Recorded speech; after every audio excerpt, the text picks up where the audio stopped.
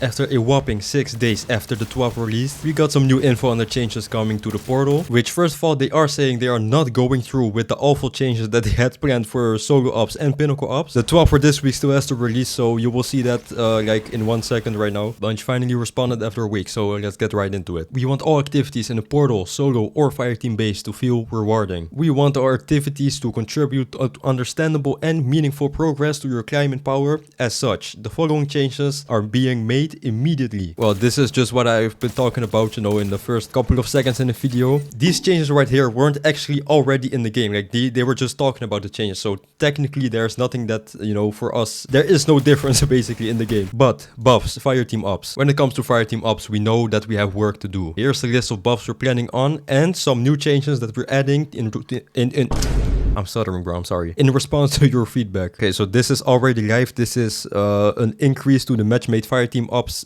time limits across the board. Expert 25%, Master 50%, Grandmaster 75%. That's cool, nice. And then in Ash and Iron, which releases September 9th, I'm pretty sure. So that's in a week and a half, I think. Increase the number of drops for Liminality, Inverted Spire, and Onslaught Widow's Court. So I'm guessing this is talking about the base drops. So because, these activities take a long time. I tried Liminality solo and man, nah, it's not it, bro. Activity timers have been rebalanced for solo, pinnacle, and fireteam ops. Fireteam ops has a greater value for speed versus killing all enemies. This is a good change because, man, I was playing fireteam ops. You have to literally kill every single enemy on the map, and on top of that, you are timed. So it was very hard. Glad they are changing that. Quick pause in between. If you do enjoy my videos, whether it's solo dungeons or D2 news, don't forget to like and subscribe if you want to support me, okay? The goal is 1000 subscribers, and the past few days we have been growing like crazy, so I appreciate all of you, man, really. New, increase the number of drops for many more activities in the fireteam ops. Our team is still working on finalizing which specific activities we can buff up, and we will share more details after we finish validating this change. I hope these are changes for more of the onslaught modes. I think there are more onslaught modes, I'm pretty sure, right? Or is it only onslaught Widow's Court? Either way, I also want to see this for the coil, definitely, and Seventune Spire as well. You know, maybe in pinnacle ops a couple more drops.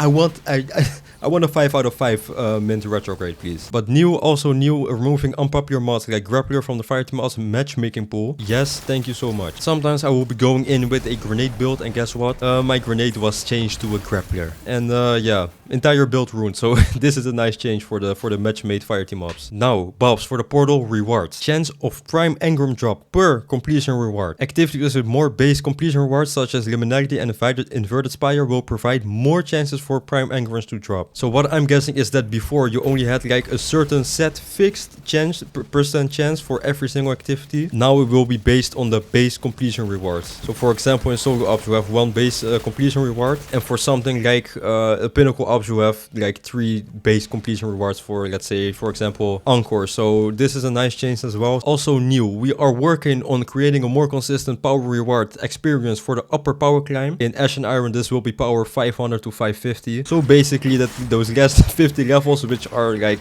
man, insufferable, I'm gonna be honest, we are going to get a more consistent way to get to 550, which right now is 450. Yep. Now more buffs for the raid Desert Perpetual. Weekly challenges added. Nice. Improved gear tier drops. Very nice. Gear attunement added. Oh, okay. I still haven't played the raid, but I guess for the people who have played the raid, these are nice changes. And then Portal, the time bonus earned will grant 5% minimum score if you make the timer. This is a buff, I'm pretty sure. And your account highest power will be used for reward score rather than equipped power. Oh my, oh my. You will no longer need to wear your highest power gear You will no longer need to wear your highest power gear while playing to get the highest score possible. Thank you.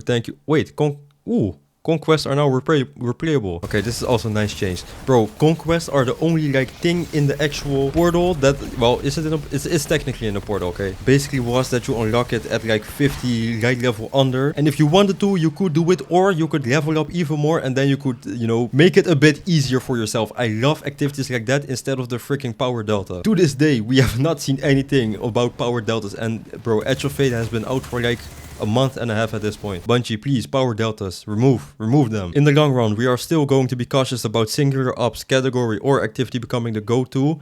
For power leveling, we want Destiny to be a game where you want to hop in with your friends to level rather than declining an invite to spend time in a solo activity for the sake of progression. In this case, we understand that alternate experiences need to be brought up a bit more to help things feel good. Well, at least you understand, okay? At least you understand, because last week it wasn't looking too good for us. Instead of buffing the other stuff, you nerfed the one effective... yeah, okay. We already know, Rather than pushing your other options down in the short term, and we don't want players who generally just want to play solo or pinnacle ops feeling like they are getting caught by a stray nerf. This is also one thing, bro. This is a very... yeah. At least they're acknowledging us. Our current approach is to bring the options up to make sure they feel good before we look at the problem children at the the problem children is solo ops in this case. Now onto your regularly scheduled twid. So this wasn't even the twid. I'm not gonna read everything because I was mainly worried about this part of the twid. We are not getting like, bro, we didn't get a lot of information, but we did get some information. There are no specifics, but these changes are for Ash and Iron, which is like a month and a half away. So what I'm guessing is that next week we're getting a bunch more like specific information than we have right now. Because this is a bit minimal, but I understand, okay? Alright, these are pretty good changes so far, but we're not getting any specifics, man. Like I hate having to wait for stuff. It's already been a week since Bungie freaking released that twop, and now we gotta wait more, man. Like, come on, give me the specifics now, please. I would say TLDR, like overall they did respond technically to the backlash, but I really want to see more. Like, I want to see more specific stuff. They did say they are working on it, so I understand why they didn't give any specific. It has been a month and a half since this DLC released. Like, they've gotten enough feedback to know that they shouldn't be nerfing solo pinnacle ops. Like, come on, man. Like, I don't know. I'm still butthurt from the freaking twid from last week. For this week, like, the changes, yes, they are good. I'm gonna say it again, I just need more specific stuff, which, like, to be fair, we're getting it next week. Like, next week's swap's probably gonna have all the specifics, so yeah, just have to wait another week, man. Well, anyway, good job, Bungie. Keep doing this, keep doing buffing, okay? The portal has a lot of potential, but it just needs, like, it needs some tweaking, okay? Ash and Iron does have like a tough spot. It releases September 9th, and okay, I thought Silksong also released September 9th, but it releases September 4th. But 3 days later or 4 days later, on September 12th, Borderlands 4 releases, and Borderlands, like the franchise Borderlands, is one of those games that can compete with Destiny. And I'm not, bro, we all know the term Destiny killer. If you use that term, that game is just doomed to, like, no, it's just doomed already. So no, it's not a Destiny killer, but this is one of those games that can be in competition with Destiny. Like, aside from Warframe, like, what other games really are there in competition with Destiny 2, right? So Borderlands 4 releases, and recently I bought a new GPU, so I got Borderlands 4 for free. So definitely, you know, like and subscribe, check out my channel so you can watch me play Borderlands 4. Because, man, Borderlands 3 is one of my... okay, it's not one of my most played games. I really like Borderlands 3, let's just say it like that. And I really do love that game. Like, despite all the backlash the game got, I think it was mostly a bad story, right? But man, the gameplay in that game, it really rivals Destiny. Because the one thing that is